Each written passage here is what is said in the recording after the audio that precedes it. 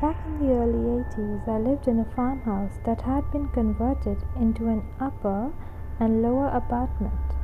We hadn't lived in the apartment very long, maybe a couple of months, when I began to hear an odd phone ring. 3 short rings, followed by a long ring. This was not the sound our phone made. The lower tenants had moved out quite suddenly one night, and I thought perhaps they had left their phone behind, and I was hearing it. It sounded as if it was in our bedroom, which had no phone, and that was the only logical explanation I could come up with.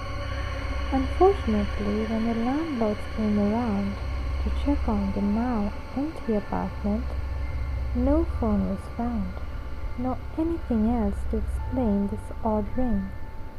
The odd ring would happen 3 or 4 times a day, and anyone who happened to be over heard it too.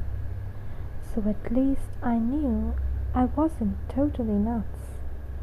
Perhaps 3 weeks after the ringing began, I went to make a call and, much to my surprise, heard a conversation in full swing. What's more, the 2 other parties could hear me. For some odd reason, my private line was acting like a party line. At times it sounded as if someone on the other end was using a payphone, as I could hear the coins drop. This was confirmed by one of the callers. Needless to say, I had the phone company come out. The tech said that a squirrel had gotten into the equipment at the top of the pole and had crossed some lines, and that the problem had been fixed.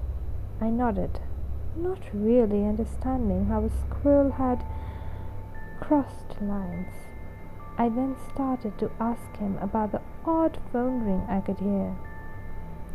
The man looked at me as if I had just announced I was giving birth or something. Just then we heard the ring. I took him into the bedroom, to the point by the wall it seemed to be coming from. We both stared at the blank space. The only thing there was a box near the baseboard, which he said was an old phone jack from when phones were hardwired into them. He tested the 2 painted-over wire stubs that still protruded from the top and confirmed they were dead. He then called the company and was told there was no service to that line. By now I was probably looking at him like he had just said he was going into labor or something, just as impossible. Finally he decided to remove the box, saying if that didn't stop it, he didn't know what to tell me.